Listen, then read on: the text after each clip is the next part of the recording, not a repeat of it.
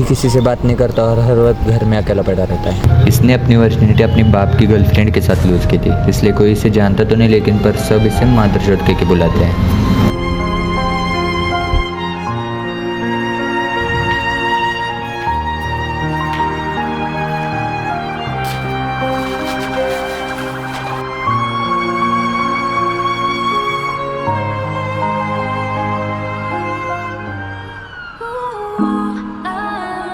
La noche en Miami, siento la emoción. Tú me miras lento, I like the connection. Con tu piel morena sube la presión. I don't wanna stop this perfect sensation. Bailante reggaetón, baby, all night long. No es solo el momento, this feels something more strong. Bailante reggaetón, baby, all night long. Something more than a song.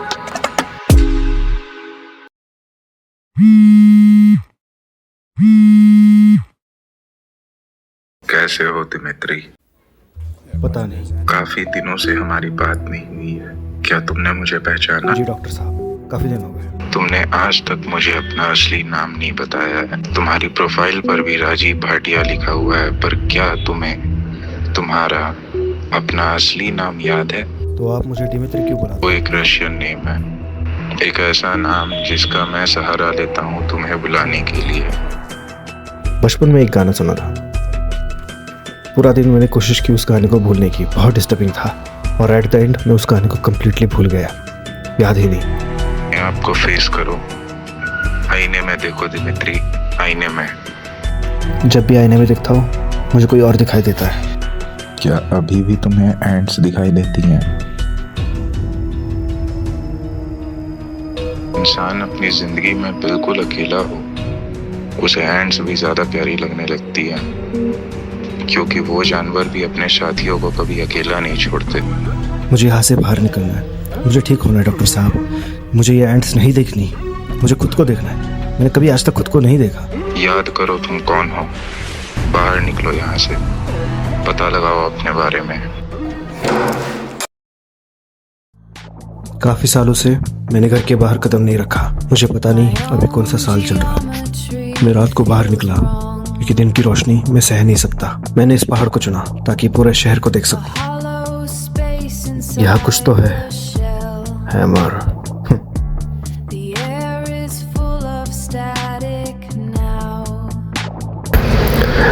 इतने साल से मैं अंदर था, बाहर आके देखा तो कुछ नहीं बदला। मेरा डर यहाँ भी मेरा पीछा कर रहा था। मेरा मन कर रहा था अभी कि अभी अपने घर चले जाऊं।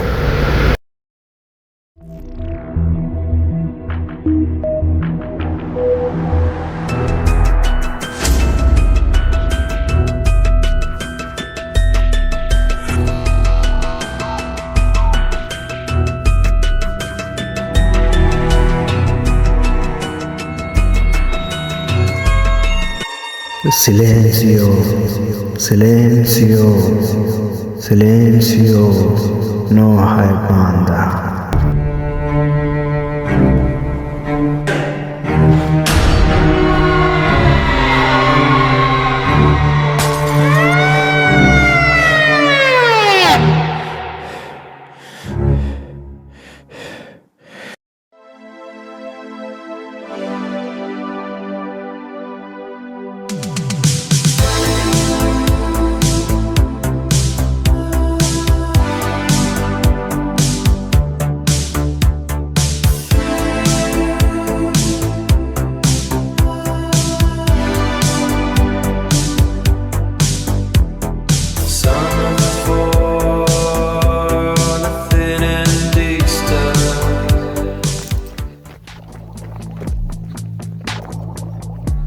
My own geometry feels wrong. A hollow space inside the shell. The air is full of static now. कब से मैं तुम दोनों को मैसेज कर रहा हूँ, टेक्स्ट कर रहा हूँ, कोई जवाब भी नहीं दे रहा, बिना कुछ बोले। पहली बात तो मेरी परफॉर्मेंस में कभी कोई प्रॉब्लम नहीं आई है, कभी कोई दिक्कत नहीं आई है।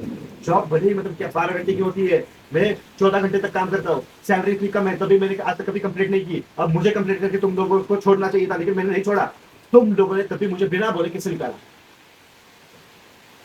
हाँ तो ये सीधा बोलो ना कि उस मतलब बाप ने मेरे रेप किया, ठीक है मैं मानता हूँ वो घटिया इंसान है, उसे मरना चाहिए, तो उसमें मेरा क्या दोष? अच्छा तुम लोगों का नाम खराब होगा, कैसे नाम खराब होगा? वो काम कर रहा है या मैं काम कर रहा हूँ?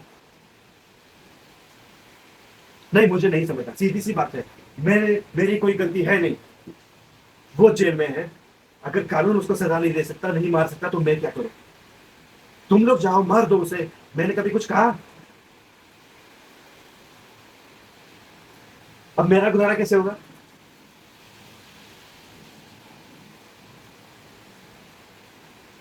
नहीं मुझे कुछ नहीं सुनना, नहीं नहीं नहीं, मैं फोन रखता हूं। तुम्हारे बाप ने किसी और के लिए तुम्हारी इज्जत लूटी है। तुम आदमी अच्छे हो, पर तुम्हारे साथ मैं रही तो मैं बदनाम हो जाऊंगी। ये सत्या है। सत्या 17 का था जब उसने अपनी वर्जिनिटी लूज की थी, वो भी अपने पापा की गर्लफ्रेंड के साथ। सत्या हर नशे से एडिक्टेड है। Lights out, red room, walls start closing. No exit plan, just a hammer I'm holding. तो वही रेपिस्ट का बेटा है ना? चल आज उसकी लेते हैं। क्या जा रहा है बाला? रोक बोला ना, पकड़ इसको।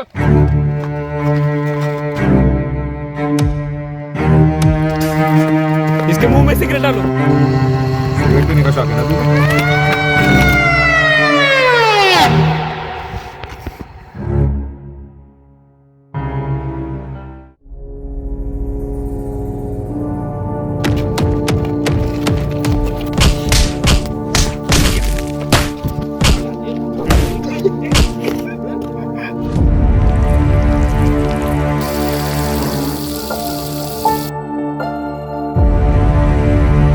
हाँ, मेरा बाप गुनहगार है, पर उससे बड़ा गुनहगार ये कानून है जो उसे सजा नहीं दे सका। शर्म उसे आनी चाहिए जिसने रेप किया, ना कि उस बेचारी लड़की को। कोर्ट में फाइल्स बढ़ती रहती है पर कभी इंसाफ नहीं बढ़ता। 2 लाख से भी ज्यादा केसेस आज भी पेंडिंग है। सच बोलने वाली लड़की यहाँ कैरेक्टरलेस बन जाती है और झूठ बोलने वाला आदमी यहाँ नेता बन जाता है। मेरे बाप ने जो किया उसमें मेरा कोई दोष नहीं था। उसे मारना है तो मारो, खुशी से मारो, किसी को कोई फर्क नहीं पड़ेगा। पर अब अगर मेरे रास्ते में कोई आया तो उसकी सजा कानून नहीं मैं तय करूंगा। ये सत्या कहाँ रहता है? कौन सत्या? राम गोपाल वाला?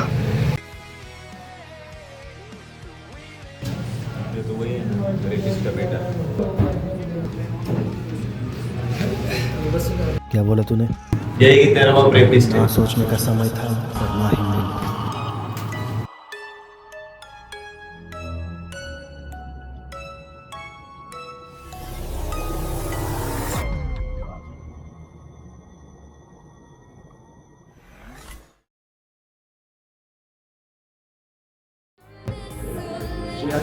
मैं तुम्हारी मदद करना चाहता हूँ क्योंकि मुझे तो रेपिस्ट की जरूरत है। You deserve your revenge because wages is human right. जाओ अपना बदला ले लो। सही कहा था उसने, वेंजेंस इज ह्यूमन राइट। जहाँ गुनहगार ही कानून लिखते हैं वहाँ आपको इंसाफ नहीं मिलेगा, तो बेहतर है आप कानून को ही अपने हाथ में ले ले। आयलिन वॉर्नस ने कहा था, if you can't be a good example at least be a horrible warning. Victim की मां ने मेरे बाप को, सॉरी उस रेपिस्ट को सबके सामने गोली मार दी और एक एग्जाम्पल सेट कर दिया कि अगर तुम किसी की बहन बेटी को छेड़ोगे तो फिर तुम जिंदा क्यों हो? Why the fuck you are still alive? Satya को मारने मैंने काफी सही दिन चुना था। उस दिन एक पॉलिटिशियन की रैली थी, पुलिस वही बिजी रहती। यहाँ पर एक कॉमन मैन मरे या जिए वैसे भी किसी को फर्क नहीं पड़ेगा। वक्त आ गया था कि मैं साबित कर दूं कि my blood is thicker than water.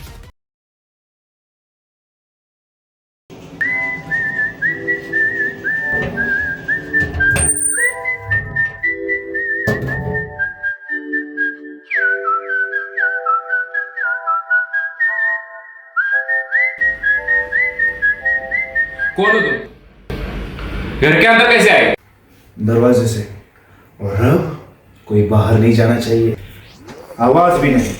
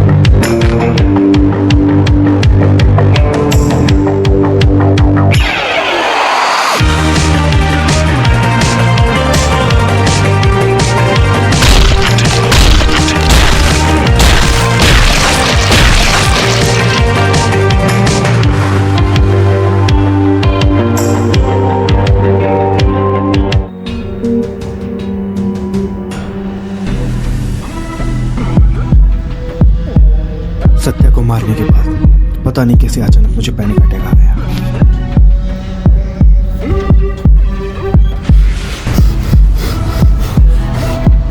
और वो पैनिक अटैक मैं खुद अपनी आंखों से देख रहा था और वो मेरे दिमाग में हमेशा हमेशा के लिए छप गया।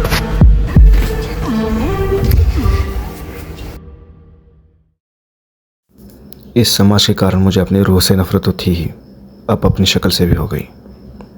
उस दिन के बाद से कभी मैंने आईने का सामना नहीं किया, क्योंकि मैं जब भी आईने में देखता मुझे वो हादसा याद आता, मुझे वो अपनी नफरत याद आती।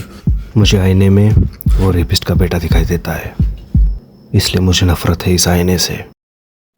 सत्या की मौत से उसके दोनों आंडों को भी झट फर्क नहीं पड़ा।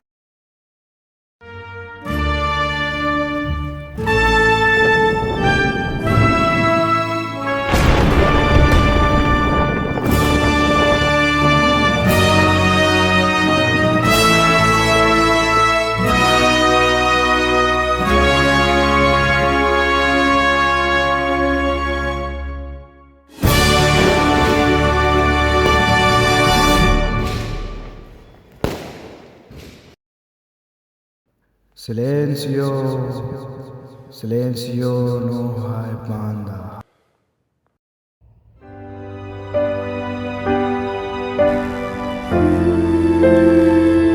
मैं आईने से नहीं डरता था, मैं उस सच से डरता था जो आईना दिखाता है। एक गुनहगार का बेटा, और मेरा नाम है